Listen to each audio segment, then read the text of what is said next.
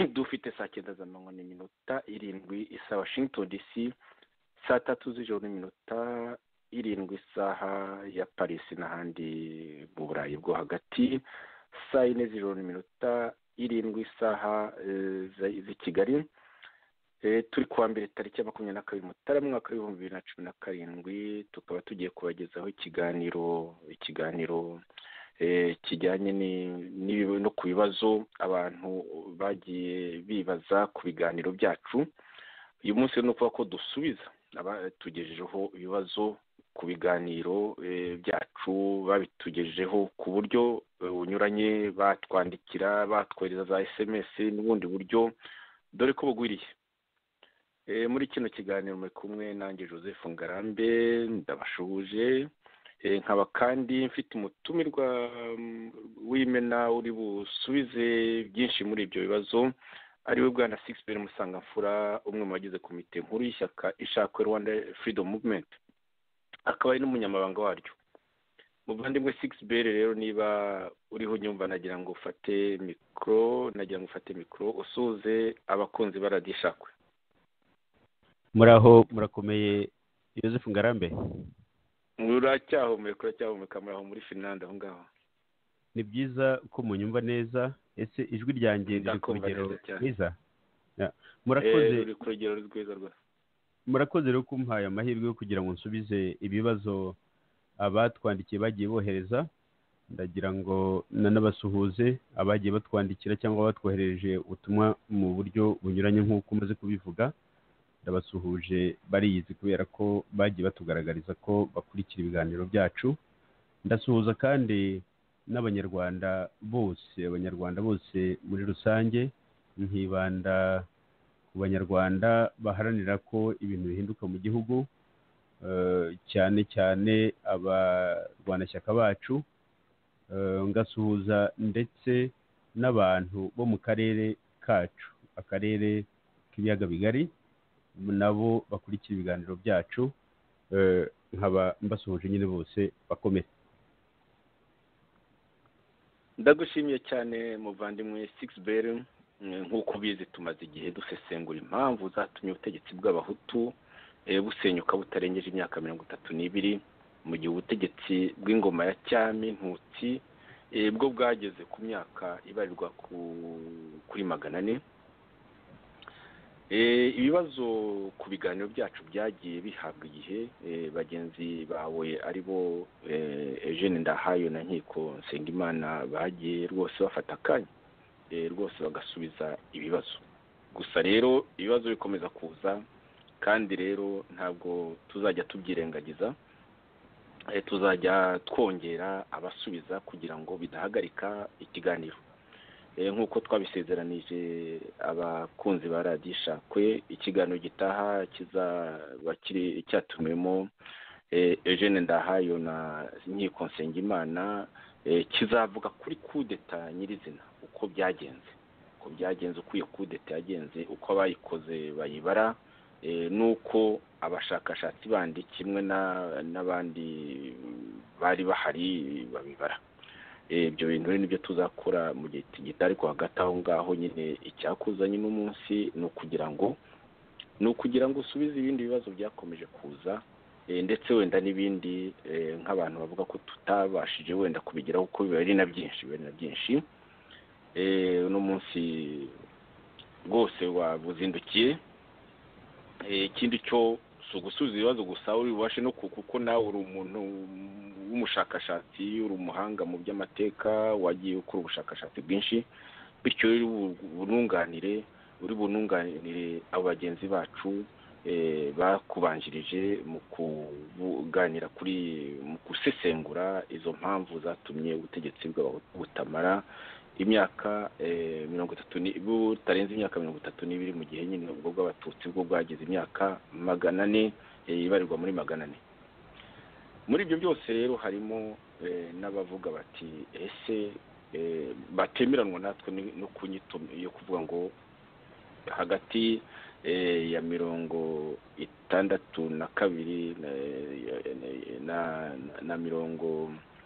94 hari abavuga ngo ntabwo bwari ubutegetsi bw'abahutu. Muri abo ngabo harimo madamu Mukamugema Claire. Tugiye kumva gatoya kugira ngo nyine ubashe kumusubiza ko aravuga ati sinemeranywa namwe kuri iyo nyito. Reka tumwumve gatoya. Waramutse Ngarambe, nakurikiye ikiganiro cyanyu cyerekeranye na hariya mwibazaga ngo impamvu ubutegetsi bw'abahutu butamaze imyaka irenga 32.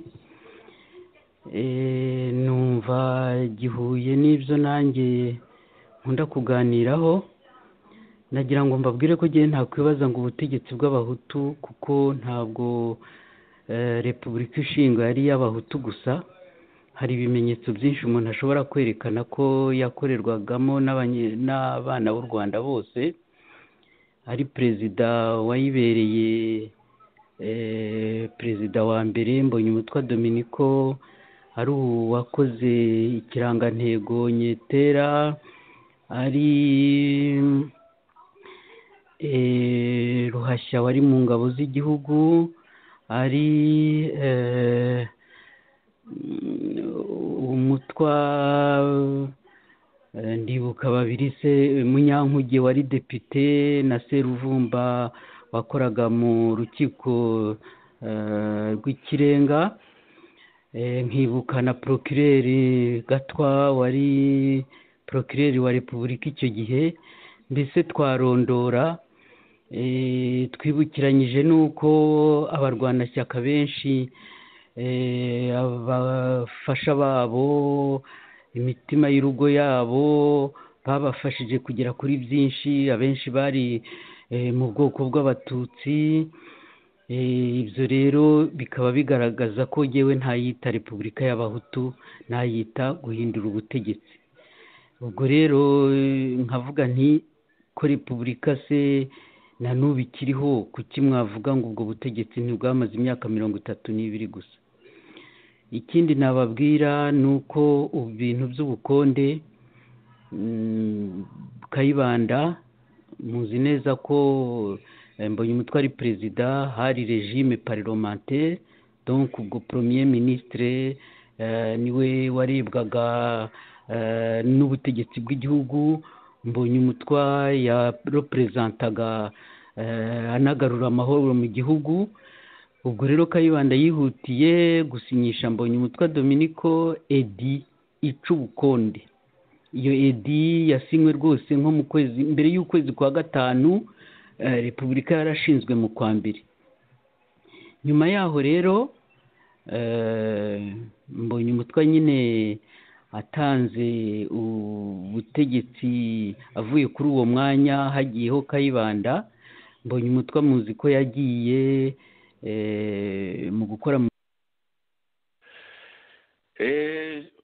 muvani musiksi wengera ngo urumva avuze ibibazo bibiri. Hari icyerekeye nyine inyito twahaye iyo myaka 32 y'ubutegetsi. Twavuze twebwe ko ari repubulika ko ari ubutegetsi bw'abahutu. Bakavuga ati kubera yuko hari abantu bagatwa b'abatutsi ba Nyetera bakoze ibirangantego, abategetsi bafite abagore b'abatutsi kazi, kw'ibyo nyine byerekana yuko iyo byari bisangiwe. Sinibuka niba yanavuze ko harimo na za Raderi na za Inari, harimo abatutsi, ibintu ngibyo. Isubizo rero ndumva wakimuha Sixbert. Murakoze hari n'ubukonde ikibazo cya kabiri yavuze cy'ubukonde, uretse kubanza yibeshye. Ndasubiza hanyuma muraza kunyibutsa yenda ibyo ntaza kuvuga.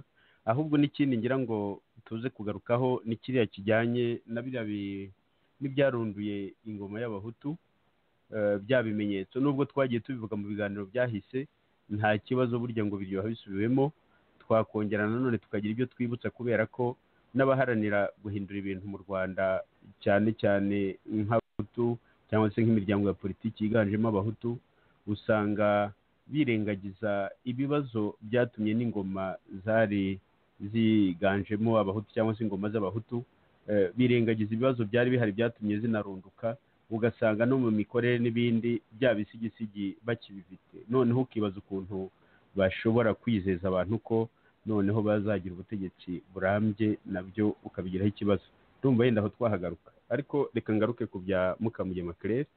Nshimira, nkanamushimira by'umwihariko kubera ko uwo mubyeyi turanaziranye cyane, ku buryo ndetse n'ibi avuga bimwe muri byo twigeze kubiganiraho muri za 91 twigeze kubiganiraho. Ku bibazo rero aravuga ati kuvuga ngo ziriya ngo ubutegetsi bw'abahutu ngo impamvu bwamaze imyaka 32 atanga ingero, atanga amazina y'abantu nyine avuga ko batari abahutu kandi bagize uruhare muri ubwo butegetsi, ndetse nuko ngo abategetsi b'abahutu harimo abari bafite abagore bakomoka mu bwoko bw'abatutsi, akemeza ko ubutegetsi nyine kw'izo repubulika zitari iz'abahutu ko zari iz'abanyarwanda.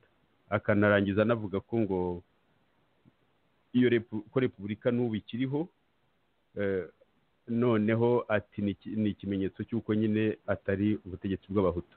Ikibazo yenda nahera kuri icyo cya nyuma, kuvuga ko iyo repubulika n'ubu ikiriho, koko repubulika iriho ubu ngubu umuntu yayita repubulika ya kabiri B kubera ko iya mbere nyine repubulika ya kabiri A ni iya Habyarimana, hanyuma hakaba na repubulika ya kabiri B ya Kagame, ya FPR Inkotanyi, FPR DMI, kubera ko nta zina yayihaye.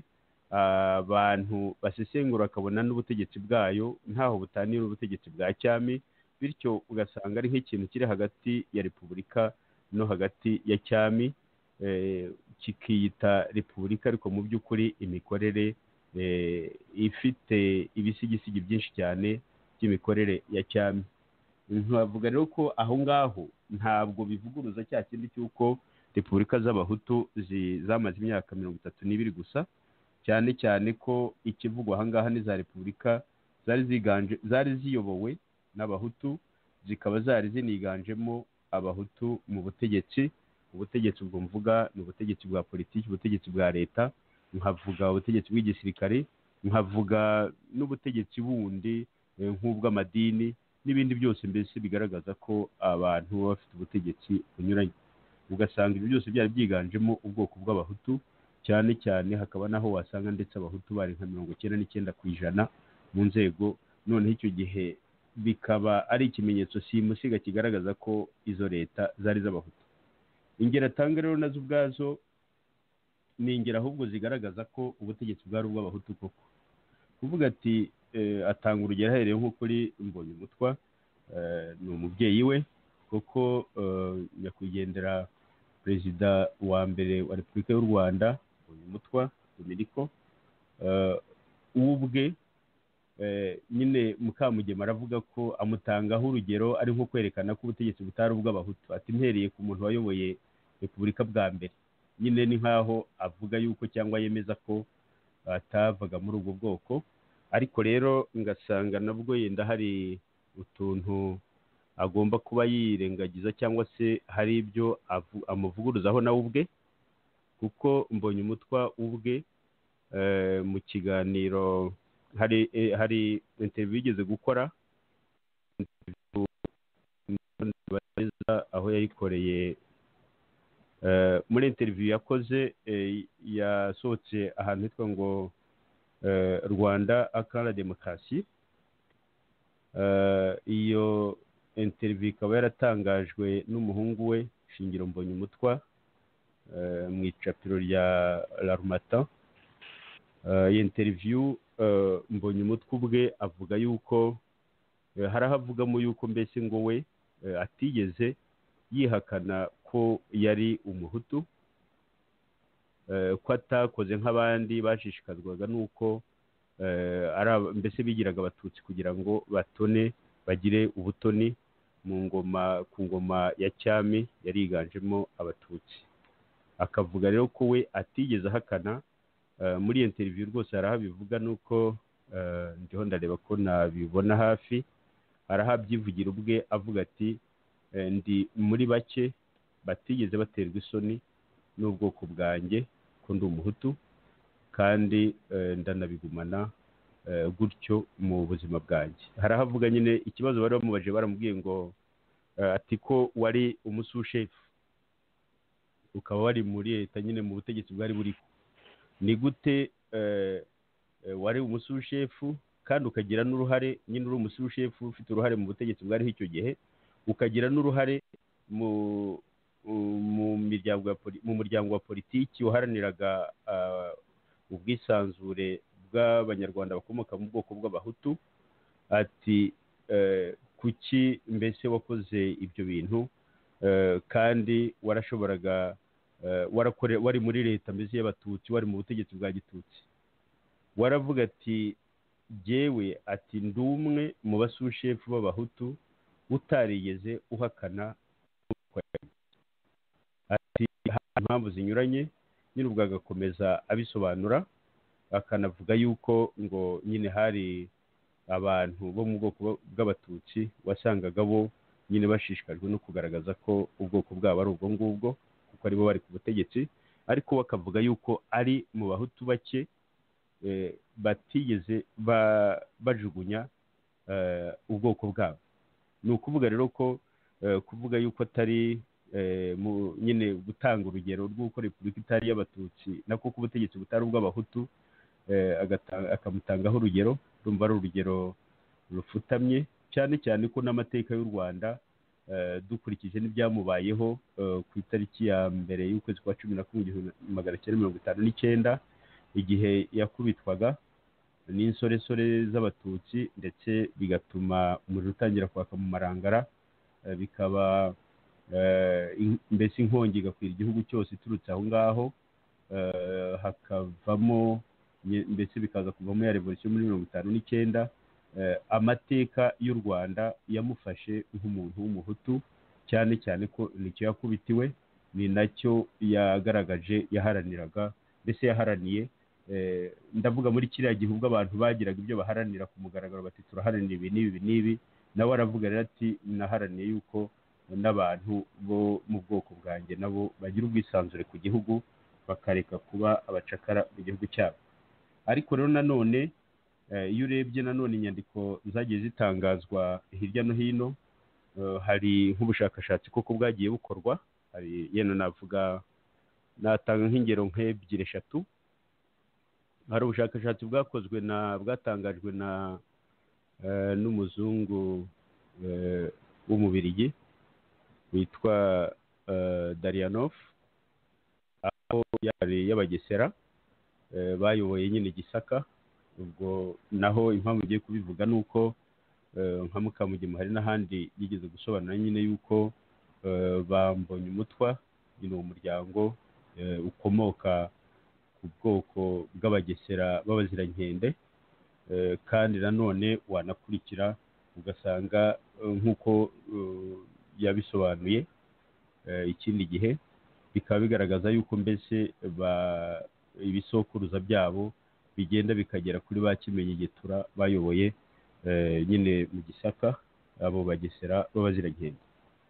Nk'abo ba Darianov bavuga yuko kuko mbonye umutwa cyangwa se ko nako bavuga ko ubwoko bw'abagesera b'abazirankende ko ari ubwoko bo bavuga ngo ni ba Hamite, ari uburyo bwo kuvuga mbese ko atari abantu bo mu bwoko bw'abahutu. Hanyuma ariko nkaba bigira umwami nawe ukomoka nawe w'umugesera w'umuzirankende, wakavuga ati jyewe nari nzi ko ndi umututsi kugeza mbese ubwo yasomye igitabo cy'umupadiri witwa Derimasi, ngo icyo gitabo kikaba cyaravuga ko abagesera ari abahutu. Ati ubwo nibwo namenye ko ndi umuhutu, atari kubona nari nzi ko ndi umututsi. Ubwo nawe yabivugaga amaze kurenza imyaka nka bwari hafi y'imyaka 60, akavuga ko icyo gihe aribwo mbese yabonye ko yari umuhutu. Hanyuma nanone ariko ugasanga nka Padiri Alexis Kagame, Musenyeri Alexis Kagame nawe wanditse ibitabo byinshi cyane mu Nganji Karinga, nawe yemeza ko abagesera b'abazirankende bari abantu bakomoka mu bantu bita mbese abahamite, ni ukuvuga mbese abantu batari ababantu, ashaka kuvuga ko ari abantu ibyo Kamugema avuga bishobora kuba ari ukuri w'igice, ariko nanone ndumva abantu icyo bareba cyane n'icyo nyir'ubwite ubwe yivugiye, cyane cyane ko yanabivuze no mu gihe yari afite mbese n'impamvu zikomeye cyane zatumaga anabivuga, anabitsindagira, anagaragaza mu by'ukuri icyo yaharaniye, icyo yari cyo n'icyo yatoterejwe muri biriya bihe. nkaba numva icyo nyine nk'urwo rugero ubwarwo ntabwo rwatuma bya bindi tuvuga bihinduka. Icya kabiri, izindi ngero atanga ntari butindeho cyane, baravugamo Nyetera, akavuga ati yari mu bwoko bw'abatutsi, akavuga ko Nyetera ngo yashushanije ibirango, niba ari ibirango bya repubulika, ndibaza ko aribyo yashatse kuvuga. Gushushanya ibirango bya repubulika ubwabyo ntabwo bihagije, kereka niba yavuga ati Nyetera yabaye nibura na minisitiri, cyangwa se no kuba, uretse no kuba minisitiri wenyine, harimo n'abaminisitiri, yenda mu baminisitiri 10 na bangahati harimo abaminisitiri b'abatutsi se nk'icya kabiri cyangwa se icya gatatu cyangwa se icya kane. Icyo nta kivu. Uwo Nyetera avuga nta kazi gakomeye ka leta yewe nzi Nyetera yigeze ahabwa mu Rwanda ngo nibura nagororerwa yuko yanakoze n'ibyo birangantego. Noneho nka Ruhashya akamutangaho urugero ko yari umusirikari mukuru mu ngabo, ariko rero nanone ni nka ya yindi ibuza kurahira.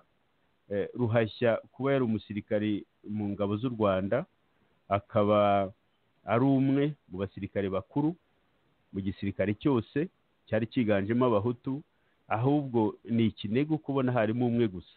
Nta nubwo ibyo ngibyo, nta n'icyo binahindura kuvuga ko ubutegetsi bwari ubw'abahutu, ahubwo birabituma umenye ushoboye kubujyamo. Noneho ukanibaza uti wa muntu umwe ni nka ka gatotsi kaba kaguye mu mata, wa muntu umwe ni irihe jambo yashoboraga no kugera no muri icyo gisirikare. Ese igisirikare cy'u Rwanda urebye uko cyitwaye kuva cyabaho kugeza, reka mvuge yenda kugeza muri 90 cyangwa se ngeze muri 94, ubwo icyo gisirikare nyine ndavuga igisirikare cy'abahutu kuva cyabaho ukageza muri 94, ubwo igisirikare cya FPR-DMI cyazaga kigafata u Rwanda. Icyo gisirikare kuva cyabaho ni ibihe bikorwa bikomeye byabaye byatuma umuntu avuga ati kiriya gisirikare cyari kirimo n'abatutsi, dore amafuti yenda abasirikare, amafuti yaburijwemo kubera yuko icyo gisirikare cyari cyiganjemo amoko yombi. Ni ikihe cyabaye umuntu yavuga ati icyo gisirikare cyarengeye amoko yose y'abanyarwanda, ku buryo byagaragara ko ari igisirikare cyiganjemo nyine, cyangwa se igisirikare gisangiwe n'abanyarwanda bose. Aho naho rero kumva urasanga nyine ibintu biri amambu. Impamvu uvuga ni iyihe? ni uko nk'igihe cyose hagiye habaho ibitero by'inyenzi muri za 60, muri za 61 na 3 na 5, hakurikiyeho ibintu byo kwica abatutsi igihiriri hirya no hino mu Rwanda, cyane cyane mu turere ibitero byabaga byabayemo, kandi muri ubwo bwicanyi n'igisirikare cyagizemo uruhare. Wakurikira rero ugasanga ikintu cyatumaga abantu bajya kwica abaturage batari bazi, bafite aho bahuriye n'inyeshyamba zabaga zateye igihugu, ikintu cyatumaga abantu bica abaturage ni iki? Kigaragaza yuko nyine cya gisirikare cyagize uruhare rwo kuvuga kiti nta muntu ukora ku muturage w'inzirakarengane, twebwe turi ingabo z'igihugu, turarwana n'uwateye igihugu, abaturage bose nibatekane, turabaha umutekano. Icyo kintu ntabwo cyaba. Muri 73 mbere ya kudeta, ibyo nabyo byaganiriweho mu biganiro byakozwe na Bwana Ndahayo Eugene na Dr. Nkiko Nsengimana. Mu biganiro bakoze nabo berekanye ukuntu nyine bavuze cyane ku bintu byabanjirije kudeta yo muri 73. Habayeho ibintu byo kwirukana abatutsi mu mashuri no kubahohotera mu mashuri hafi ya yose yo mu Rwanda. Icyo gisirikari cyari cyiganjemo ayo moko yose, cyagaragaye gite mu kurengera abo batutsi, abo bana b'abatutsi birukanwaga mu mashuri? Icyo gisirikare cyagaragaye hehe mu kurengera abarimu b'abatutsi birukanwaga n'abanyeshuri bigishaga? Kuvuga rero ngo icyo gisirikare cyarimo amoko yose ni nko gusetsa imikara ni nko ku muntu mukuru kandi wubashywe nk'uriya mubyeyi, ni ukwirengagiza cyane ukuri amaso ku yandi. Izindi ngero za ba Munyankuge na Seruvumba avuga ati bari abatwa bagize uruhare muri ubwo butegetsi, nabyo uretse ko umuntu atakwirirwa nabitindaho cyane, kuko urebye urwego rukomeye cyane bashoboye kugeraho, nibura ngo uvuga uti abantu bo mu bwoko bw'abatwa bagize uruhare rukomeye muri leta, bagira imirimo ikomeye cyane igaragara iyi n'iyi. Izo ngero ahubwo zigaragaza yuko ko hari urubibi batashoboye kurenga, ko hari umurongo batashoboye kurenga, ko ari nk'aya mazi mbese yaharirwaga imfizi, bo ntibashobore kuhagera. Ikindi noneho kuvuga ngo abafasha b'abategetsi b'abahutu, ngo abafasha babo harimwo abari bafite abagore bakomoka mu bwoko bw'abatutsi, ngo bityo ngo bikaba byaragaragaza ko ubutegetsi bwari busangiwe. Aho ngaho mbyumva mbere byabaye nk'ibinsetsa, ariko nanone bintera ikindi kibazo, kuko nzi ko abanyarwanda benshi cyane cyane bari mu buhungiro, cyane cyane ndetse n'umuntu atakwirirwa anatindaho bakorana politiki, nabo icyo kibazo barakigira. Usanga bavuga ngo kuba nyine abantu ngo bafite mbese ngo bafite abafasha bakomoka mu moko atandukanye, no kuvuga ko abo bantu mbese baba basangiye, niba ari abategetsi, ko baba basangiye ubutegetsi cyangwa bafite uruhare muri ubwo butegetsi, uruhare rukomeye cyane. Biriya ntabwo ari ukuri, kubera yuko hari ingero zikomeye. None se nk'ubu umuntu tuvuge nk'ubu abanyarwanda bakwiriye isi yose, harimo abanyarwanda aho bagenda bashaka aho bahungiye, abanyamerikakazi barashaka abadagekazi, barashaka abafaransakazi, barashaka za Aziya na hehe. Umunsi abo banyarwanda havuyemo abagenda bakajya muri leta y'u Rwanda bakayobora, ubwo umuntu azavuga ko n'ibyo bihugu bakomokamo abagore babo, ko ibyo bihugu bifite uruhare muri ubwo butegetsi bwo mu Rwanda, ko nabyo ko ubutegetsi busangiwe n'ibyo bihugu. Ibyo ngibyo ntabwo umuntu yabivuga ngo avuge ko ngo kubera ko abantu bari bafite abo bafasha bakomoka mu bwoko ubu n'ubu, ko ubwo mbese ubutegetsi bwari busangiwe. Gusangira ubutegetsi ni ukuvuga yuko abantu bakora politiki, abakora politiki bakomoka no muri ayo moko atandukanye, cyane cyane abanabyemera, abemera ko bakomoka no muri ayo moko. Gusangira ubutegetsi ni ukuvuga ko abo bantu baba bafite uruhare mu butegetsi, bakagira uruhare mu butegetsi bwose bw'igihugu. Hari ubutegetsi bwite bwa leta, hari ubutegetsi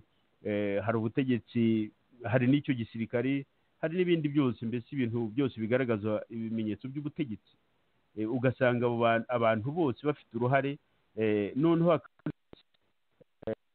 ubushake bugaragara muri politiki, ubushake bugaragaza yuko koko ubutegetsi busangiwe n'abanyarwanda bose.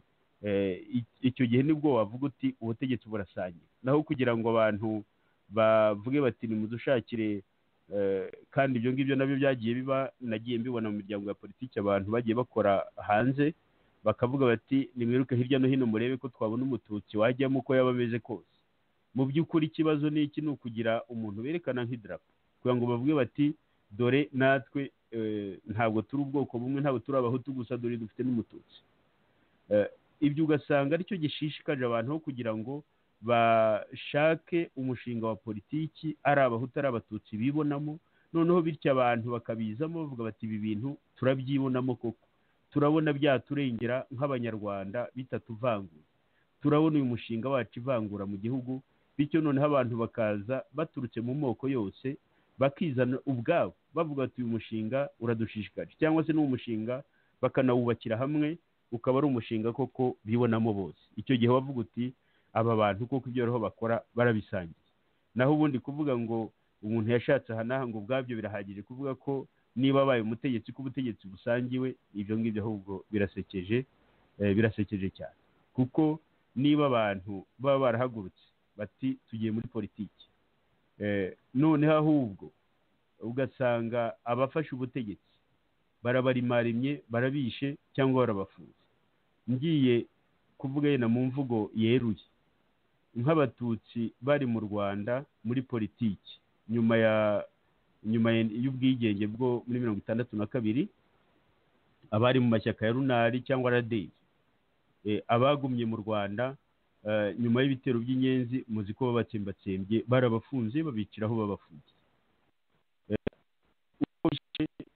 Uko mu biganiro byahise, birumvikana rero ko abo bantu bakomoka mu bwoko bw'abatutsi barishwe. Ntabwo rero wavuga ngo ubutegetsi bwari busange, ngo ntabwo bwari ubutegetsi bw'abahutu, ngo kubera ko ngo Ruhashya yari mu gisirikari, kubera ko Mbonyi umutwe wabaye perezida yabaye perezida wa mbere wa repubulika, kubera ko Nyetera yashushanije ibirangantego, noneho ukirengagiza yuko abahutu nako abatutsi b'abanyapolitiki bari mu Rwanda muri za 60 na kangahe bishwe kubera yuko inyenzi zateye, bagafungwa bakicirwa muri gereza. Noneho umuntu akanirengagiza yuko n'amashyaka yabo ahubwo yagezeho akazima burundu, ayo mashyaka akazima, noneho Parimehutu ikabaho nk'ishyaka rukumbi, ndetse aho Parimehutu nayo MRND aho Habyarimana yikuriyeho, MRND nayo ikaba ishyaka rukumbi. Birumvikana rero ko ubutegetsi bw'abahutu, ndavuga ubutegetsi bwabaye mu Rwanda hagati ya 1962 na 1994, bwari ubutegetsi bw'abahutu. Bityo nkabona ziriya ngingo buriya mubyeyi Mukamugema Claire yavuze nta shingiro namba zifite. Ubutegetsi rwose bwari ubw'abahutu, kandi nabwo ubwabwo bwemeraga ko ari ubutegetsi bw'abahutu. Ndibuka hari n'amadisikuru menshi cyane bagiye banavuga. Ikindi noneho unarebye, yenda se naho turaza kuhagera, ndibaza ko niba hari ibibazo mwateganije aho ngaho twaza kubiganiraho. Nka ba Kayibanda batangiye Mouvement Social Muhutu, ubwo wenda nabyo twaza kubiganiraho igihe nikibiduha, igihe nikibitwemerera. Icyo gihe birumvikana ko haharanirwaga yuko haboneka mbese ko abahutu nabo bagira uruhare ku butegetsi bw'u Rwanda, bakagira uruhare nk'urw'abatutsi, hakaba ubutegetsi busaranganijwe hagati y'abanyarwanda. Noneho nyuma aho ubutegetsi bufatiwe na Parimehutu, icyo gihe rwose ubutegetsi bwabaye ubw'abahutu, ndetse no mu madisikuru menshi bagiye babigarukaho, bagaragaza ko ubutegetsi ari ubw'abahutu. Ndibuka ko na Habyarimana nawe ubwe hari igihe yigeze kuvuga ngo niki ubutegetsi bwacu butakoreye abatutsi, ngo niki tutahaye abatutsi. Ndumva hari ibiganiro bishobora kuba byarigeze gutambuka kuri radiyo Ishakwe, cyane cyane aho Perezida Habyarimana yaganiraga n'abanyamakuru avuga ati niki ubutegetsi bwacu butakoreye abatutsi. Ibyo rero bikaba byumvikanisha nyine yuko nawe ubwe yemeraga ko ubutegetsi yari ayoboye bwari ubutegetsi bw'abahutu.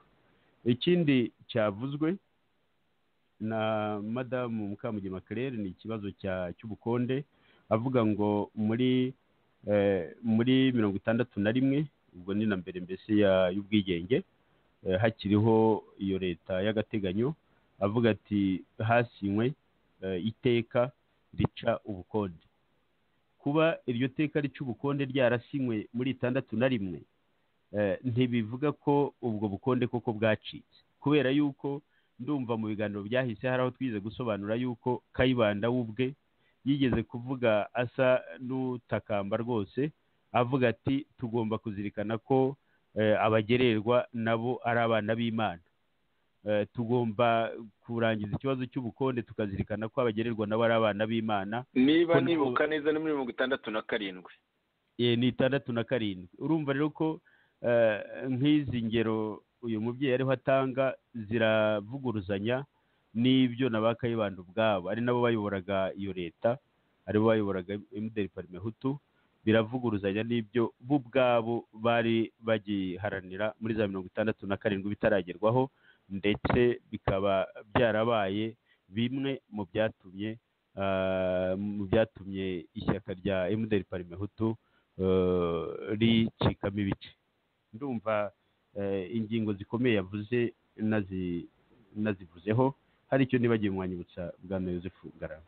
Murakoze. Urakoze cyane, ariko buriya nubwo twashyizeho elema imwe, hari za elema zindi nyinshi yohereje. harimo n'ivuga iby'irondakarere urabizi si nawe wenyine wabivuzeho, harimo n'abandi bajya bivugaho bavuga ngo ko irondakarere ngo ari ugukabiriza. Irondakarere twagiye turyerekana cyane ko irondakarere ikintu gikomeye twifashisha ibyo twabonye ubwacu, kuko turi bato turi bakuru, twifashisha n'inyandiko z'abandi twerekana ko irondakarere ryari rikomeye cyane, ryatangiye muri ibyo bihe bya za 60 nyine aba mu majyaruguru b'abakiga bashaka guhirika ubutegetsi, bitwaza ngo harimo bataye umurongo. tuza no kwerekana yuko abataye umurongo mu by'ukuri abakiga bari batarenze 2-3, mu gihe abandi ahubwo igitaramo bwayo mu bataye umurongo harimo 3, harimo n'andi maprefecture, harimo yewe n'abasinye manifeste y'abahutu nka Sentama. ibyo byose twagiye tubyerekana, ntabwo turi bitindeho. Regionalisme rero jewe nkwibarize experience yawe muri 73, ntabwo ari wajya mu myaka mikuru. Twebwe twari tuyirimo, twatanze ubuhamya, ariko regionalisme ntabwo ari ikintu cyatangiye gusa muri 73, cyatangiye mbere mu by'ukuri, cyatangiye mbere kirakura kigeza aho nyine nyuma yo kumenesha abatutsi habaho no kugerageza kumenesha abanyenduga, biza kubyara ibindi bibazo wenda tuzagenda tugarukaho tukabitindaho. Ariko regionalisme ahubwo yari imitswe nyuma ya coup d'etat. Yego mu gukora ibiganiro byacu turagenda tuganisha kuri coup d'etat nyirizina n'ibyabaye nyuma yayo, ariko rero ibyabaye nyuma yayo byari byaranatangiye mbere, harimo iryo rondakarere. Mbese wowe ubwawe hari irondakarere wigeze uhura naryo mu buzima bwawe? Ni ukuvuga nyuma y'iyo 73 nawe ugeze aho ugera gutangira imyaka mikuru, cyangwa se uri no mu buzima nk'umukozi wa leta, dore ko wabaye n'umukozi wa leta ijambo ni ryawe? Muranyumva neza? Ndakumva neza cyane. Koko ikibazo cy'irondakarere mu Rwanda nk'uvuga ko ngo kitari gihari cyangwa ko ari ugukabya, nanone ni kwa kwirengagiza. Nicyo njya mvuga yuko ntabwo ushobora kubonera ikibazo umuti utemera ko icyo kibazo gihari. Nta nubwo ushobora kwizeza abanyarwanda ko bafite utemera ko ibyo bibazo babifite, cyangwa ibyo bibazo wowe utanabibona. Ikibazo cy'irondakarere mu Rwanda cyari gihari kandi cyari gikomeye, ku buryo uwo ari we wese uvuga ati nakora politiki mu Rwanda, ni ngombwa ko azirikana ko icyo kibazo cy'irondakarere cyasize ibikomere mu Banyarwanda. Ikibazo cy'irondamoko cyasize ibikomere mu Banyarwanda. Ni ngombwa ko umuntu avuga ati ibibazo by'insobe biri mu Banyarwanda, ndetse bikagenda bikajya no ku Munyarwanda wibereye hariya w'umuturage. Ni ngombwa ko umuntu avuga ati ibi bibazo ndemera ko bihari kandi ngiye kubishakira umuti nyawo, umuti urambye, maze Umunyarwanda, kugira ngo Umunyarwanda areke kwibona mu karere akomokamo, kugira ngo Umunyarwanda areke kwibona gusa mu bwoko akomokamo, ahubwo yibone nk'Umunyarwanda. Icyo rero utemera ko cyari gihari, birumvikana ko nyine ntabwo wareka gusubiza ikibazo kiba cyaje, ariko rero birumvikana ko utabyemera ni umuntu utemera ukuri, kandi umuntu utemera ukuri kuvuga ngo murajya impaka cyangwa se urasobanura ntabwo biba byoroshye. Icyo navuga rero ku byerekeranye n'iryo rondakarere, cyane cyane nk'ibyo nagiye mbona n'amaso yanjye, 73 yo sinayivugaho kubera ko icyo gihe nari ntarajya mu mashuri makuru, kandi burya kenshi abantu babaga bakibereye mu mashuri abanza n'ayisumbuye bari iwabo hirya no hino mu giturage cyangwa se ku misozi, ntabwo babaga bari bagira igihe cyo kugira ngo bahure n'Abanyarwanda baturutse mu tundi turere tw'igihugu, ku buryo ibyo bibazo ntabwo umuntu yabaga nazi ko binahari. Aho ngereye mu mashuri birumvikana, aho ngereye mu mashuri natangiye kwiga nyine ku gihe cy'ubutegetsi bwa Habyarimana. Icyo gihe hariho ubutegetsi bw'abakiga, niko mbyita kuko ni nako byari bimeze. Rero abana b'abakiga twiganaga, abana bakomoka cyane cyane muri Ruhengeri na Gisenyi, baradukandagiraga bakatwumvisha rwose ko turi ba ntabo, ko mbese ko twiga kugira ngo wenda tuzajye kuba abarimu cyangwa tuzakora imirimo iciriritse yo hasi, ugasanga ari abantu bavuga ko bariho biga kugira ngo bajye gutegeka igihugu cyangwa se bajye no mu ngabo z'igihugu, kandi koko ni nako byanagendaga ku buryo wasangaga ndetse abanyeshuri bavuga ko ngo bazi ubwenge cyane bakomoka mu tundi turere tutari Gisenyi, Ruhengeri, wasangaga bahakirizwa kuri abo bana bavuga ko mbese abo bana bakomoka muri utwo turere kugira ngo bazabavugire, kugira ngo bazabafashe mu gushakisha akazi, kuko baravuga bati ibyo ari byose umwana ukomoka hariya ntabuze bene wabo bari muri iyi leta, ntabuze bene wabo mu butegetsi, yanyuraho kugira ngo umuntu azabone akazi nawe azashobore gutera imbere. Icyo kintu cyari gihari narakibonye. Ikindi navuga nabonye ni uko turi nko muri kaminuza, hari igihe kaminuza yimuriwe, twari Butare tuza igice kimwe cya kaminuza kijyanwa i Nyakinama mu Ruhengeri. Icyo gihe witwa Ferdinand Nahimana niwe wari perezida wa komite yo kwimura icyo gipande cya universite cya kaminuza kikajya nyine aho ngaho i Nyakinama. Tugezeyo twasanze abakozi bose bahakoraga, uhereye ku muntu utema ibyatsi, ku muntu ukubura, ku muntu ukora mu gikoni, ku bantu bakora mu butegetsi bwa kaminuza bwose, wasangaga abo bantu bavuga ko abantu bakomokaga muri Gatonde. Ndibuka rwose ko umuntu wese yarabatiye iwacu ni Gatonde hariya hakurya, nyine aho ngaho ni muri komine uwo Ferdinand Nahimana yavukagamo, wasangaga abantu bose ariho bakomoka.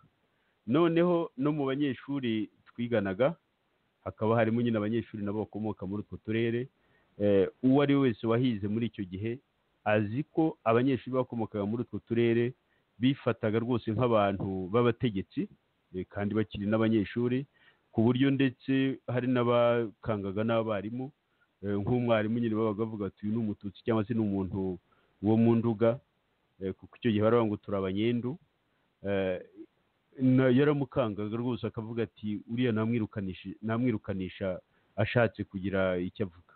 Ugasanga umunyeshuri aritwara atyo, yitwaje gusa ko akomoka se nko mu Bushiru. Ugasanga ibi byonyine arumva bimuha uburenganzira bwo kugira ngo abe yakanga n'umwarimu cyangwa se n'abandi banyeshuri bagenzi. Urundi rugero natanga ntagiye kure cyane, yenda nyuma yaho nigeze kuba umunyamakuru, natangaje byinshi cyane.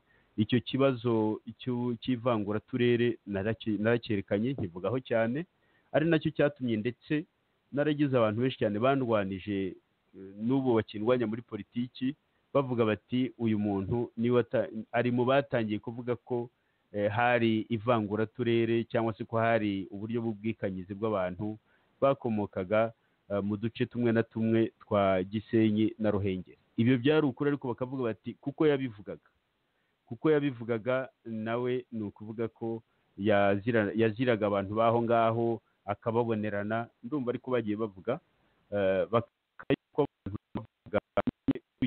kuvuga nko ku Gikongoro mu bantu bayobora imirimo yose ihari, abo bitaga ba chef de service. Ukavuga uti mu ba chef de service 10, 8 bakomoka Gisenyi, Ruhengeri. Wabivuga abantu bati kuki ubivuga, ni wowe uzamura icyo kibazo, nta kibazo cyari gihari. Kandi ubwo aho ni hamwe mvuze, n'ahandi hirya no hino nuko nguko byari biteye. Ikibazo rero kuvuga ngo ntabwo cyari gihari ubwabyo, kubivuga gutyo ni ukwigiza nkana, ni uguhunga ikibazo. Ndetse usanga ari nta naho bitane n'ibyo nabira bya FPR DMI bavuga bati mu Rwanda nta kibazo cy'amoko gihari, ndetse nta n'amoko ahari. Nyamara wareba uko bakora nk'iyo DMI ugasanga n'ubwoko bumwe gusa, ugasanga nta koko kamwe gusa, ariko bakavuga bati ubwoko nta buhari. Ubivuga afite ingengabitekerezo ya jenoside, ubivuga ni mubi, niwe utera ibibazo muri iki gihugu, niwe uzana amacakubiri mu Rwanda, ariko ntibibuze ikibazo ko gihari. Numva rero arabavuga ngo nta vanguraturere ryari mu Rwanda, icyo nyine bita regionalisme mu Gifaransa. Ubivuga arigiza nkana, ubivuga cyangwa se niba atigiza nkana ni umuntu yene umuntu yavuga ko yari asinziriye, n'ubu akaba agisinziriye atarakanguka ngo abone ko icyo kibazo cyari gihari, kandi ko ari na kimwe mu byoretse izo za repubulika, ko ari na kimwe mu byatumye n'ubwo butegetsi bw'abahutu butanatera kabiri. Ndumva n'icyo nacyo ngisubije. Urakoze. uragisubiza, urakoze cyane. wanakomoje kuri Nahimana Ferdinand n'ibitabo yanditse mu by'ukuri byerekana supremacisme, ni ukuvuga ko abakomoka mu karere k'abakiga basumba abandi bahutu, ko abandi bahutu nyine bafite icyo bahuriyeho n'abatutsi, bityo rero bakaba ari abantu bafite amaraso yanduye atameze nk'ay'abahutu nyabahutu. iyo supremacisme iri mu bitabo bye, no mu myifatire yagiye abyerekana. ibyo uruvuga yakoze i Nyakinama yanabikoze muri Orenfort aho yari ari, n'indwara yari arwaye ari muri Universite y'i Butare, bafatanyijwe n'abitaba Gashegu bakomoka ku Gisenyi. Universite bageze bagira gatobero, ndibuka ko muri za 78 rwose nari mari. hari ironda karere iteye ubwoba ku buryo barenda cyarwaye grippe, byari giye gutuma habaho imvururu muri Universite, kandi abo Nahimana barabirimo n'abandi n'abitwa banduwa Yezu. mu yandi magambo icyo kintu rwose tugomba no kukivuga tukagisubiza, kuko no mu bintu byose tugenda dukora mu bufatanye bw'uno munsi ubisangamo 6BR muri za FDU ziriya mwabayemo mufatanyije muturutse mu yandi mashyaka, muri RNC nashinze ndi mu bashinze, aho hose twagiye duhura n'ibyo bibazo. ugasanga buri gihe iyo habaye agahenge nyine ibintu bitegeye gutangira gutera imbere, abantu batangiye kuvuga bati abanga Habyarimana, abanze Habyarimana, mugomba nyine kwisobanura. ugasanga bateye rwose intugo hejuru bumva ko bashyikiriye, ibyerekana yuko baramutse bageze ubutegetsi ishyano ryaba riguye. abo muri MNDCDR ibyo ngibyo ni ukuri koko, ibyo ni ukuri muri kuko muri ibi bya politiki twagiye tubamo, haba muri FDU inkingi, cyane cyane niho navuga ko ariho nabaye. icyo kibazo cy'uturere nacyo twagiye tukigira, ku buryo nko no mu byo twavugaga, kugira icyo tuvuga ku butegetsi bwa Habyarimana, hari ababyitaga yuko ngo ari ukuvangura uturere. wavuga uti ingoma ya Habyarimana yatoteje abanyarwanda, yakoze ibi n'ibi, bati ibyo ngibyo ni ukuvangura uturere, umwanzi dufite n'umwe ni umututsi, umwanzi dufite ni ingoma ya FPR. tuba ariyo tureba ibibazo by'ubutegetsi bwa Habyarimana cyangwa ibibazo by'abahutu bagize hagati yabo, tuzabigarukeho twafashe leta. wababwira uti nta leta muzafata niba mutemera ko muganira ku bibazo bikomeye by'igihugu, kugira ngo nibura n'urugendo mushaka kugenda mu rugende mwumvikanye aho mugana, mwumvikanye igihugu mushaka muharanira uko kimeze, ubutegetsi mushaka gushyira mu gihugu uko buzaba buteye, n'ukuntu buzaha mbese garanti umunyarwanda wese. ibyo bintu nimutemera kubiganiraho n'ubwo butegetsi ntabwo muzageraho, no kuvuga ngo muzaganira muhagize ibizaba. icyo kibazo twaragihoranaga. noneho ugasanga kugira icyo uvuga kuri Habyarimana, ku butegetsi bwa Habyarimana, byaritwaga kuvangura uturere. noneho bakumva ko umuntu yavuga ku ngoma ya cyami, umuntu akanavuga ku butegetsi bwa FPR-DMI, ntagire icyo avuga kuri za repubulika cyangwa ku butegetsi bw'abahutu. icyo rero nacyo cyari ikibazo cyagaragazaga nyine ko icyo kibazo kiremereye, kandi ko hari abantu batifuza ko kinaganirwaho. n'ubu nabwo ibyo bintu byagiye biganirwaho kenshi, bavuga ngo abantu bashaka ko ibyo bibazo biganirwaho nibo bakerereza urugamba, nibo babuza abandi gutaha, ngo kubera ko ngo birangaza abahutu bikabacamo ibice, bigatuma batareba imbere aho bagana, nyine ngo bihute bajye gufata ubutegetsi, babwambure FPR-DMI, babwambure abatutsi.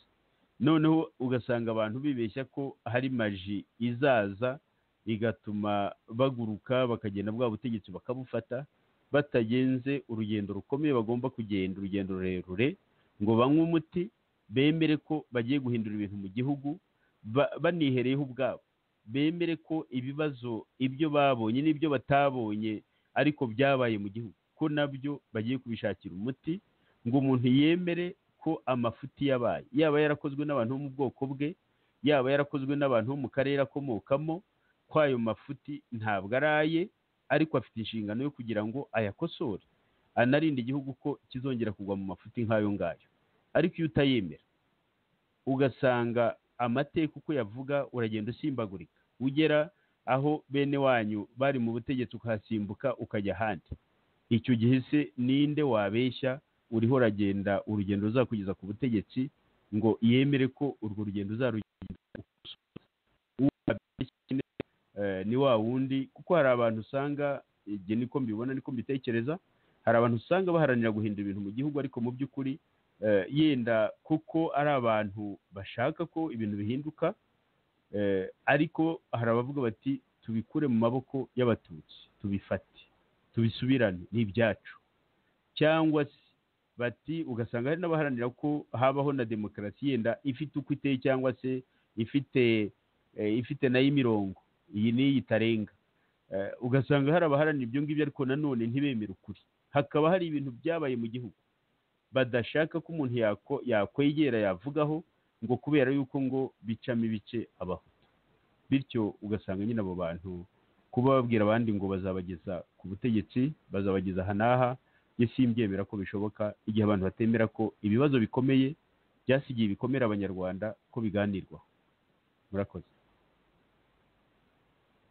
urakoze cyane Sixpere. Aba regionaliste, abakora irondakarere ni abarikoze, ni n'abashyigikira abarikoze, ntabwo ari abarikorewe, ntabwo ari abandi nenga kuko barikorewe cyangwa se kuko banenga ubu bwabyo. Ibyo bintu tuzakomeza nyine tubyigishe, ni inzira ndende ikomeye ariko MRND-CDR rwose iyo ideologie yayo ya supremacisme irakomeje kuvuga ko itariho rwose umuntu yaba yibeshye.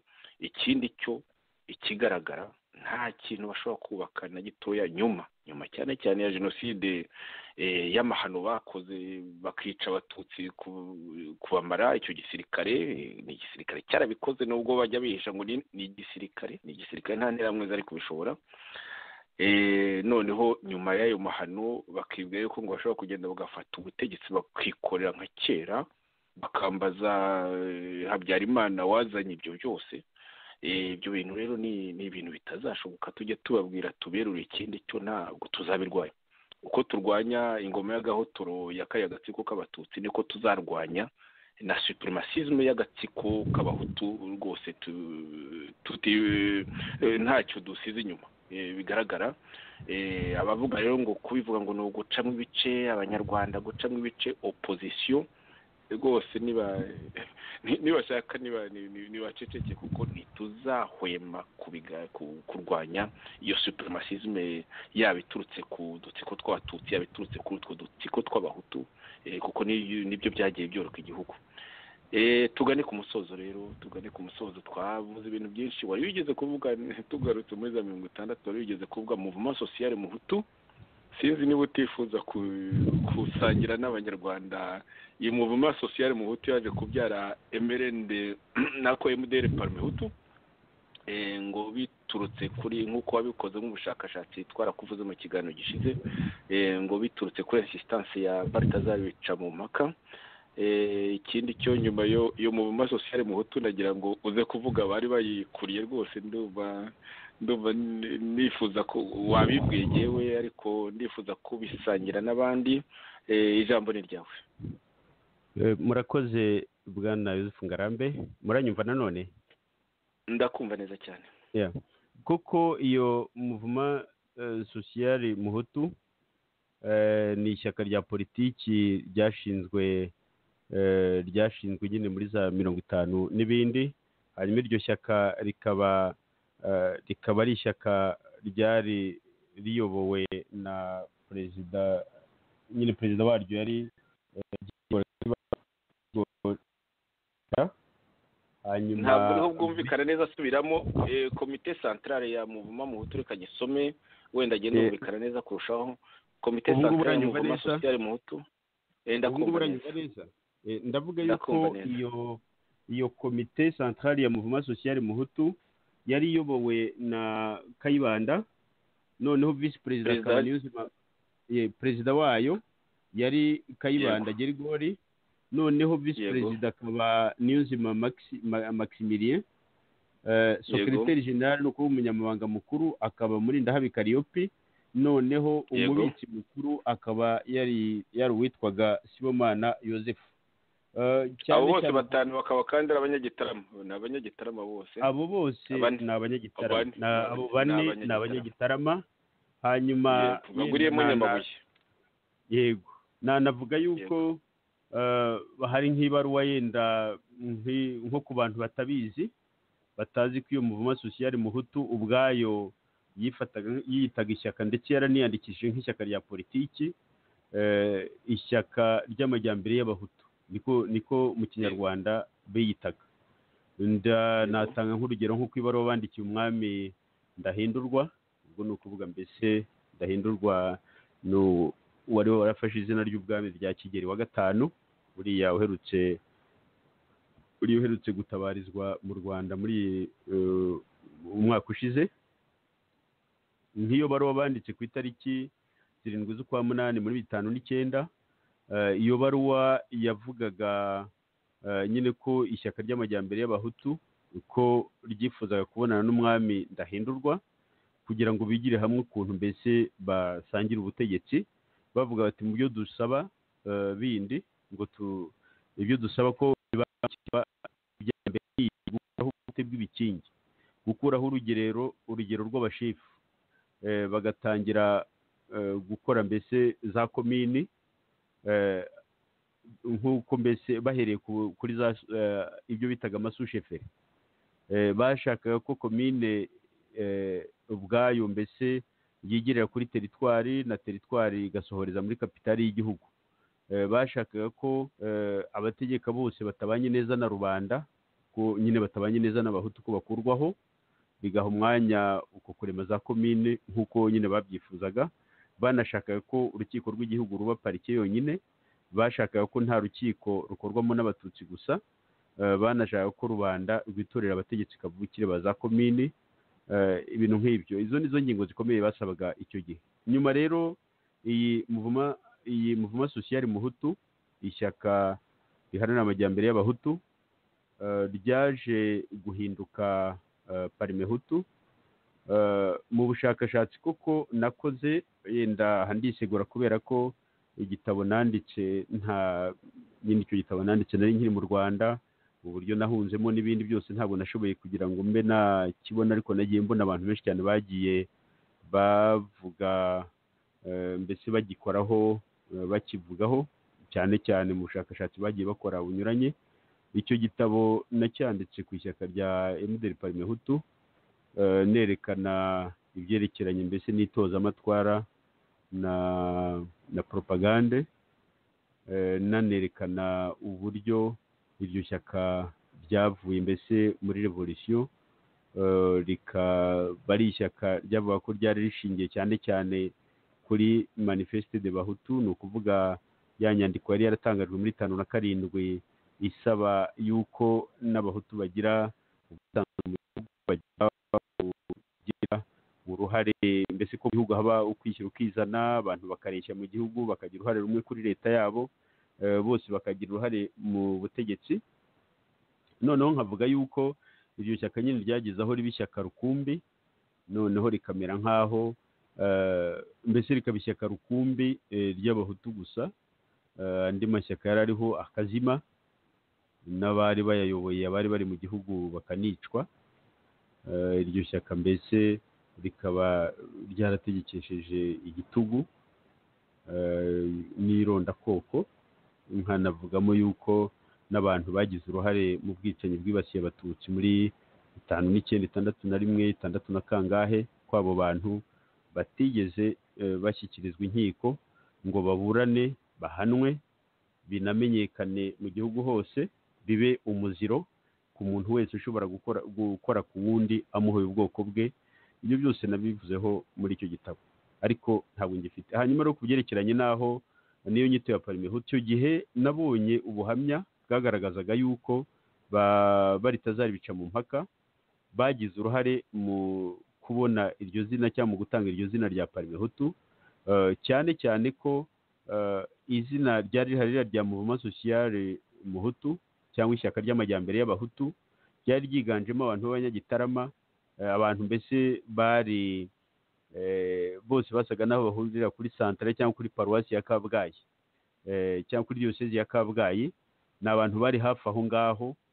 Noneho ishyaka rimaze kwaguka, cyane cyane hari nk'inama yabereye muri susheferi yayoborwaga na Dominico Mbonyumutwa. Iyo nama ni nawe wemeye kwihaba, kuko icyo gihe hari itegeko ry'Ababiligi ryavugaga yuko amashyaka yose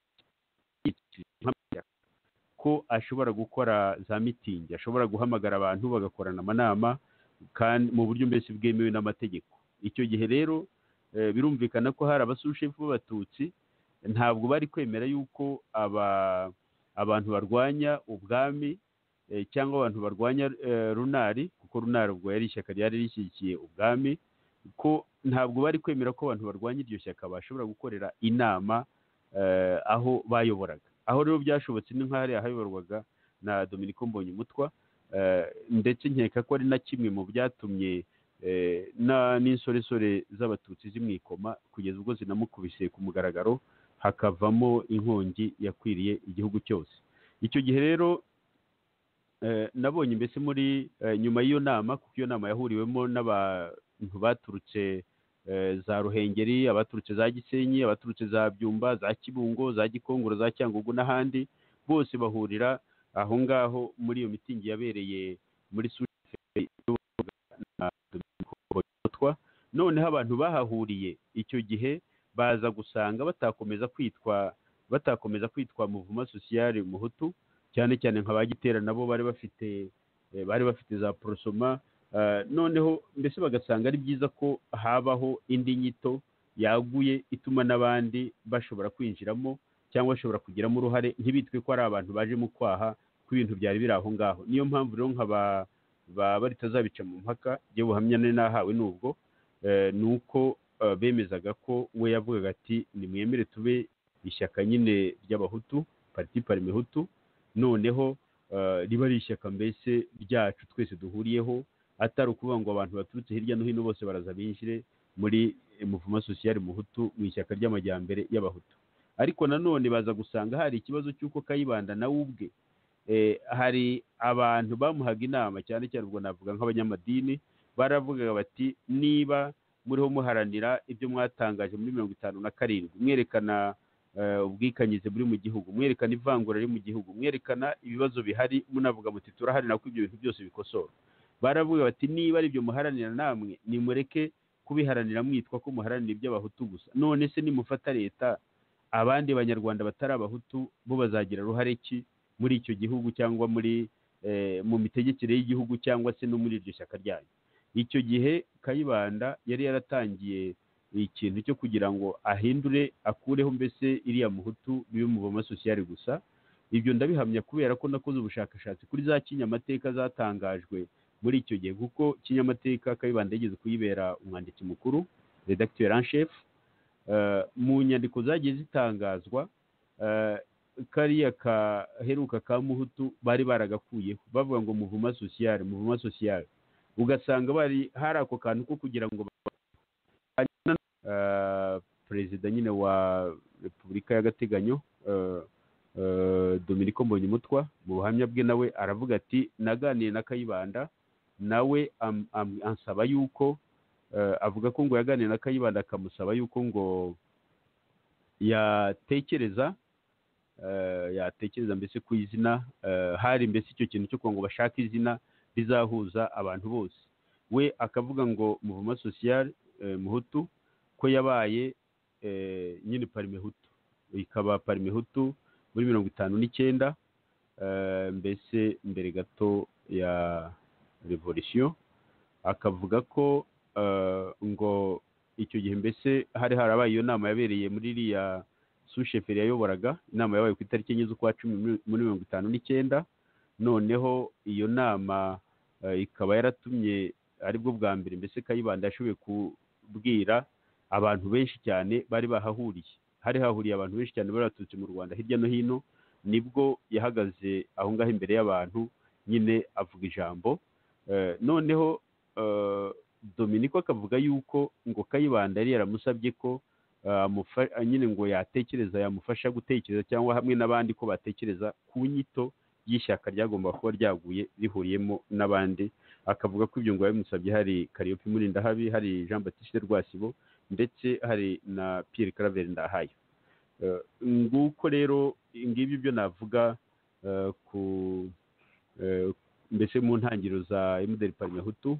Donc ubwo no kuba ku itariki 18 z'ukwa 10 muri 1959 nibwo ya Mouvement Social Muhutu yahindutse Parme Hutu ku mugaragaro. Mu gifaransa bikaba byari ngo Parti du Mouvement de l'Émancipation Hutu, bikaba mbese byari ishyaka rigamije guteza imbere tubavugwagamo aho ngaho ko ari abahutu batari ubwoko bw'abahutu, ko ari ukuvuga mbese abantu bose bari mbese nk'abantu bahakwaga bose, ko uwahakwaga wese yari umuhutu, kuko n'ubundi mu kinyarwanda bavuga ngo ni umuhutu wa kanaka. Bakaba ko n'abatutsi batari bari mu butegetsi batari bakomeye, ko nabo icyo gihe babarwaga nk'abahutu. Ibyo ngibyo ndumva na nyuma byaranasobanuwe, hari naho bica mu mpaka. Ndumva yarahagarariye leta, nawe hari igihe yigeze gusobanura yuko ngo umuhutu, ndumva no mu kiganiro giheruka Bwana Ndahayo icyo kibazo yaragisobanuye, avuga ko we yasobanuye nyine ko umuhutu wavugwaga ari umuhutu social, atari umuhutu w'ubwoko. Ni ukuvuga mbese umuhutu bashaka kuvuga ko ari abantu b'abanyarwanda batari mu butegetsi cyangwa bari mu buhake, mbese abantu bakinagazwaga ko bose bitwaga abahutu. Ariko rero nanone ugasanga hari aho hari ikibazo cyavuguruzaga ibyo ngibyo, nuko nk'inyenzi zitera muri 61 cyangwa tuvuga 63, cyane cyane ubwo ndashaka kuvuga mu gihe hari igihugu cyari gifite ubwigenge. Icyo gihe abantu bagiye mu batutsi barica ya rubanda rugufi. Rero kuvuga ngo nabo babarwa nka rubanda rugufi, kuko abaturage b'abatutsi bishwe ni abaturage bo mu cyaro hirya no hino barishwe. Ugasanga noneho icyo kintu cy'uko bavuga bati iri shyaka ni irya rubanda rugufi rwose, byaragaragaraga ko mu by'ukuri hari imvugo ya politiki yari ihari, byari amagambo, hakaba n'ibikorwa bitandukanye n'ayo magambo bigaragaza ko mu by'ukuri nyine ko byari ibintu by'abahutu gusa, ko abatutsi nta mbese bari ntuzi byakoreshwaga mbese mu magambo, ariko mu kuri atari ko biteye cyane. Noneho wanakurikira ukavuga uti noneho ya leta yagombaga kurengera buri wese, yarengeye ite abakoze ubwo bwicanyi bwibasiye abatutsi muri 63, 65 n'ikindi gihe cyose y'inyenzi zabaga zateye. Leta yabarengeye biza no kugeraho nyine no muri abo bahutu havamwo abahutu bumva ko ari abahutu nyabo, abandi bakangwa bafite ibyo bahuriyeho n'abatutsi, bityo bakaba nta bahutu babarimo. Ibyo twagiye tubyerekana cyane cyane nibyo ibyo byagiye bizamuka cyane cyane kubera ko igisirikare, numva icyo nacyo cyaraganiriweho mu biganiro byashize, mu biganiro byahise, aho abantu berekanye uko igisirikare cyubatswe n'ukuntu igisirikare cyari cyiganjemo abanyarwanda bakomokaga mu turere twa ruguru tw'amajyaruguru y'u Rwanda, muri Gisenyi na Ruhengeri.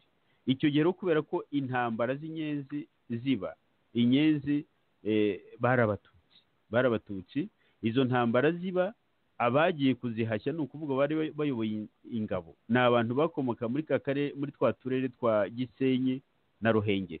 Ni ukuvuga mbese abakuru, abantu b'abofisiye bakuru bari mu ngabo, ni ba Habyarimana, ni ba Kanyarengwe, ni ba Benda, ni ba Buregeya, nabo bose mbese bakomoka muri utwo turere.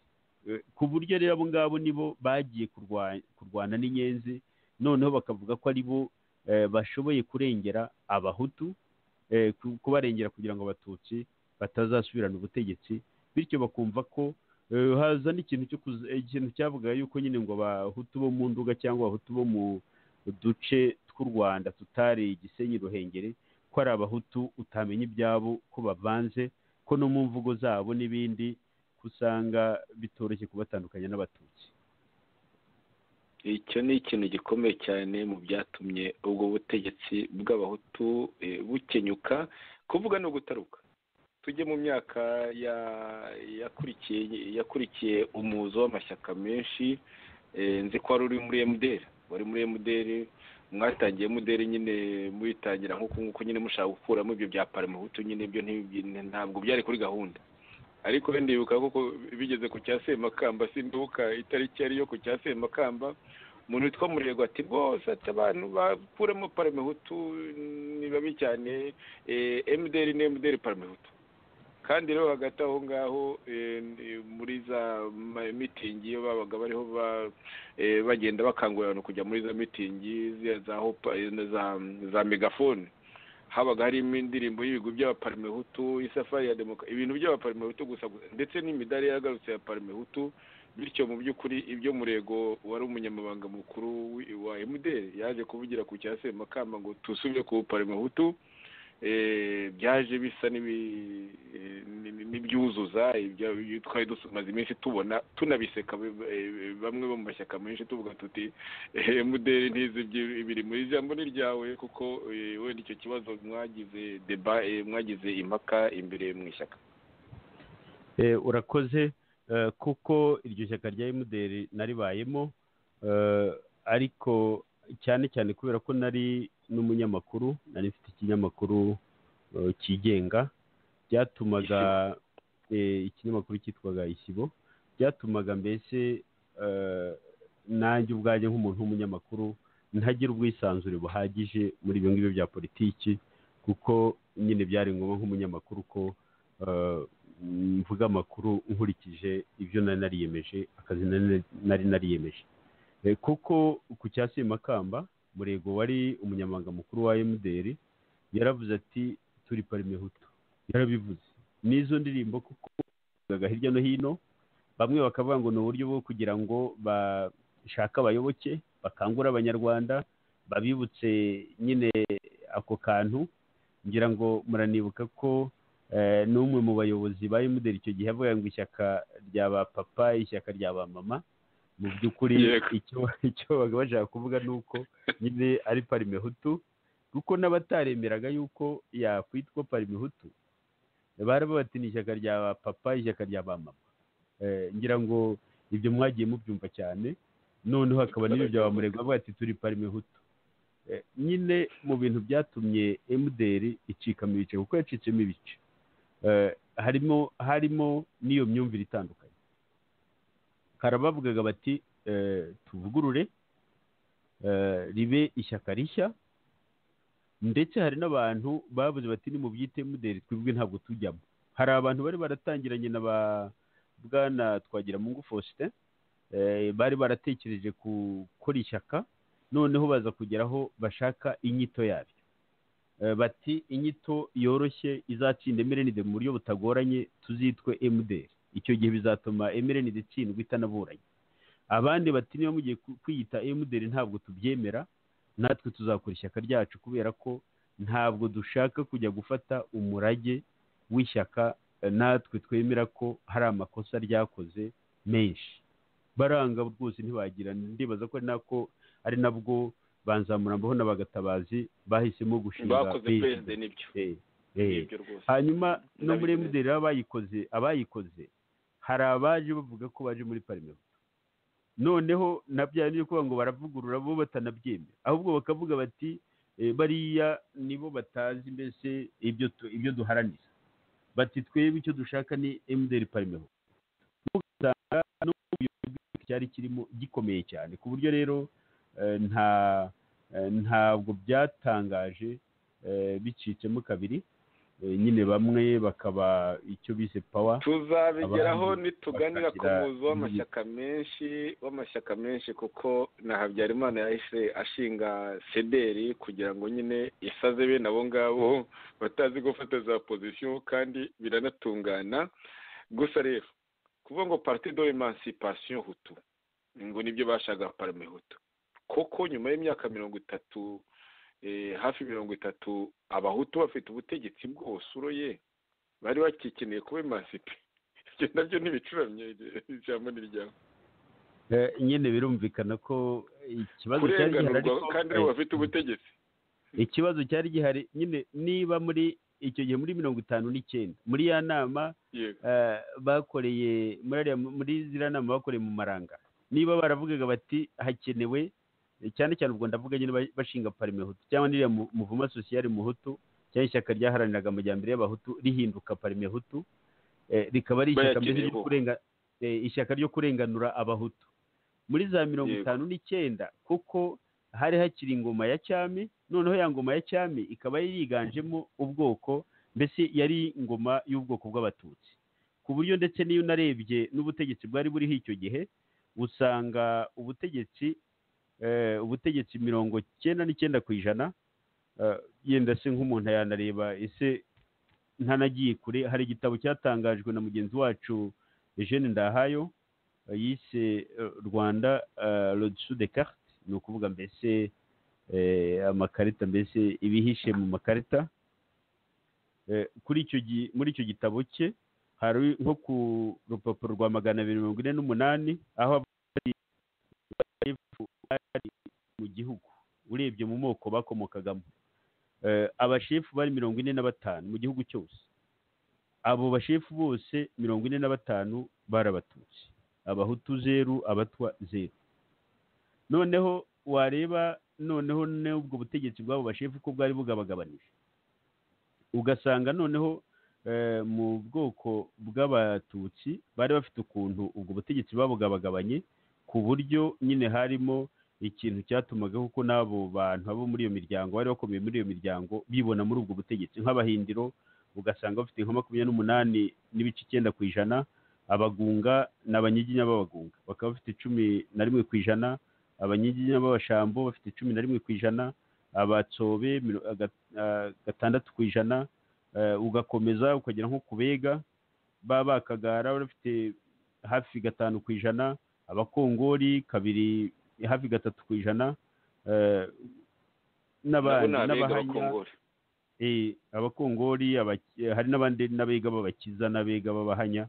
Abo bose bari bafite uruhare nyine muri ubwo butegetsi, bafite ukuntu bagenda babugabagabana, ndetse ugasanga n'abo mu bwoko bw'abagesera icyo gihe nabo niko babafataga, nabo nyine ariko bagesera bazira nkende bari bafite nka 2% icyo gihe rero urumva ko ubwo butegetsi koko bwari bwihariwe n'ubwoko bwo. Noneho muri 59 kuba abantu baravuga bati wibagiye abasurushefu ko ubanza bari nka abasurushefu bari nka 400 harimo abahutu nk'icumi.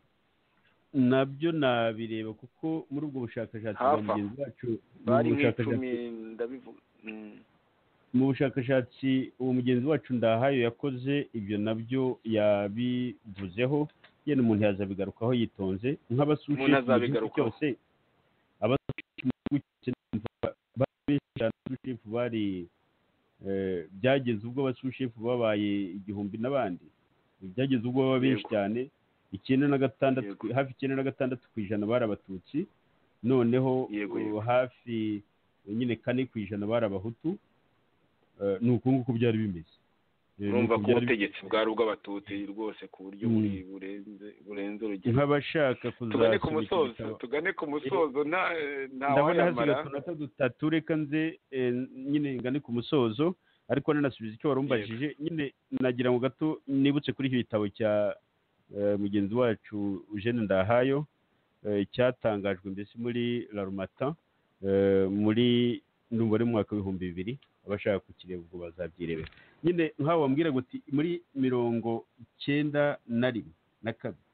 na 2 kubona hari abahutu bavuga ngo baraharanira ngo kurenganura abandi bahutu. Mu by'ukuri biriya abaharaniraga biriya muri za 90 n'ibindi, kandi abahutu bamaranye ubutegetsi imyaka 30. Biriya nyine byagaragazaga yuko ni abantu baharaniraga cya kindi cy'ubuhezanguni bw'abahutu, ubuhezanguni, kuko baravuga ngo kuba nta buhezanguni buhari ni nacyo abantu bavuga ngo ibyitso nibi byatumye ngo ubutegetsi bw'abahutu bugira intege nkeya. noneho abantu bagasa n'abumvikanisha yuko kugira ngo ubutegetsi bwongere bugire imbaraga ko ari uko ibyitso bivamo hakajyaho bwa butegetsi dure cyangwa ubutegetsi bukomeye bw'abahutu, cyane cyane nyine ubwo bavuga abahutu niyo bava hirya no hino ariko bakaba ari abahutu, baba ko ari abahutu mbese ngo b'umuzi, abahutu ngo batavanze cyangwa se ngo bagaragaza n'ubwo buhutu cyane. Ndibaza ko ari kiriya kibazo bari bafite. Mbere y'uko yenda dusoza nayo mbonye hasigaye nk'umunota umwe, mwigeze kuvuga mu biganiro byahise, ibiganiro abantu banakunze cyane,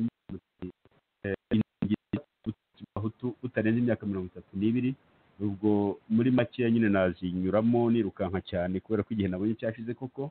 Hari no kubura ingengabitekerezo abantu bahuriraho, uretse gusa kuvuga ngo turi abahutu turiho turarwanya abatutsi, ubwabyo ibyo ntabwo byari bihagije kugira ngo bitume abantu bakomeza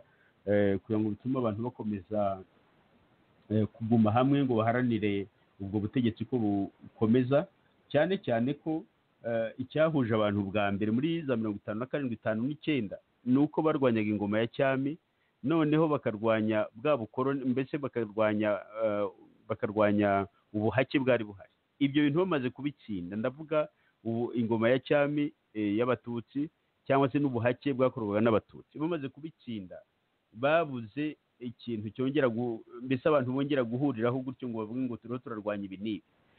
Noneho ikindi umuntu yavuga, hari na kiriya kibazo cy'ubukonde nacyo cyaciyemo ibice abantu, kuko baravuga bati twashyize hamwe turwanya ubutegetsi bwa cyami, ubutegetsi bw'abatutsi, none natwe tugiye gusubiranamo. Hari n'ikibazo cya kudasangira ubutegetsi ubwo ari bwo bwose, ndavuga ubutegetsi bwa politiki n'ubutegetsi bwa gisirikare n'ubundi bwose, guheza abandi banyarwanda bakabaheza hanze y'ubutegetsi, mbese ubutegetsi bukiharirwa n'ubwoko bumwe, ugasanga nk'abatutsi nta ruhare bafite kwiharira urubuga rwa politiki, ugasanga mu gihe muri repubulika ya mbere byari parmehutu gusa, muri repubulika ya kabiri byari mberenide, hakaba noneho na rya ivanguramoko n'ivanguraturere, na biriya nyine byo gupfukirana abantu, niho kugomera amazi byagera hakishakira inzira byanze bikunze. Nagira ngo nshimire abakurikiye kino kiganiro, ngo ushimire nawe ko wamuhaye amahirwe yo kugira ngo nkigiremo uruhare, kandi nanihanganisha abafite ibibazo tudashoboye gusubiza muri iki kiganiro, tukaba tuzabigarukaho. Urakoze cyane kuri uwo musanzu ukomeye, aho usesenguye ufashije abakubajije gusesengura impamvu ubutegetsi bw'abahutu butarengeje imyaka 32, uvuga ku bibazo binyuranye bimwe bagenzi bawe bavuze, ibindi ukagenda ubizanaho urundi rumuri. Ndagushimiye rero muvandimwe Sixbert Musangamfura, mwari kumwe nanjye Joseph Ngarambe, hamwe birumvikana n'uwo mutumirwa mukuru ariwe Sixbert Musangamfura. Muramuke rero nshuti mwari muduteze amatwi, ni aho ubutaha.